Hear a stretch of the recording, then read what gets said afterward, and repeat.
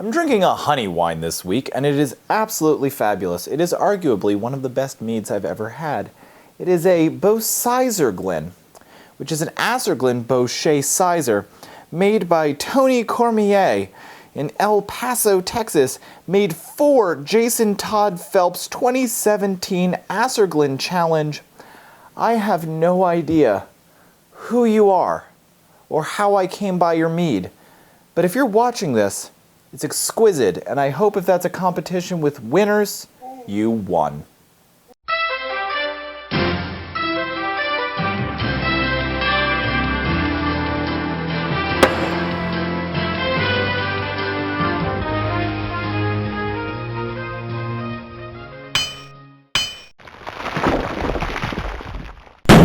Welcome to Ask the Meadmaker, where I, Ricky the Meadmaker, answer your questions about mead making, mead drinking, mead brewing, and really any question you're willing to send to me.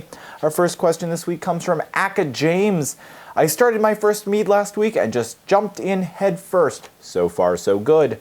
I am still decided what book to start with. Any suggestions? And do you think CBD honey would be okay to make a mead out of? So, I have never made a statement about CBD honey in mead, and I never will make a comment about CBD honey in mead because I think it might be illegal, but I'm not certain. But I can say this, taking CBD honey before posting on YouTube sounds like it's not a good idea. Here's one I know the answer to. Ed wants to know when the best time to add finings or gelatin or something to help his yeast and other particulates precipitate out is, and the answer is not right before bottling, which is what he thought was a good idea, because then it ends up at the bottom of your bottle and not in your carboy. In case it isn't already obvious, our favorite cinematographer is back, and she is clapping and whistling and making comments behind the camera because once again she doesn't want to take a nap. Oh yeah, we can totally hear the baby. Yeah. Trent has been reading up on our recipes, and he is concerned because his house is much colder than we recommend for his fermentations, and he wants to know how to keep his batches warmer. We have an answer. Don't brew the meads that need to be warm at the time of year when your house is cold. We have a whole article about it called Too Cold to Brew? No Way! Our next question comes from Cameron, who I believe got the wrong end of the stick.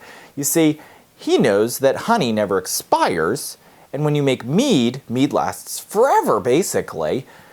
But when you add fruit to it, does it now have an expiration date? Because fruit expires. The thing is that the thing that makes fruit expire is not the thing that makes alcohol go bad, because wine is made out of grapes that it lasts in many cases for years and sometimes decades. So the thing that makes fruit turn, so to speak, is complicated, but mostly bacteria, oxidation, and degradation of things within the fruit. But once it's alcohol, a whole new set of things can make it go bad. Our last question this week is fabulous. It comes from Zubair. He starts by saying, "My mead tasted very bad." I like that as an opener. It really sets the stage. I used active dry yeast. Now we have a fact. What is a measurement for yeast quantity for gallon of must? And here is where he loses me, because if your mead tastes very bad, there are so many reasons it could taste very bad that have nothing to do with how much yeast you've used.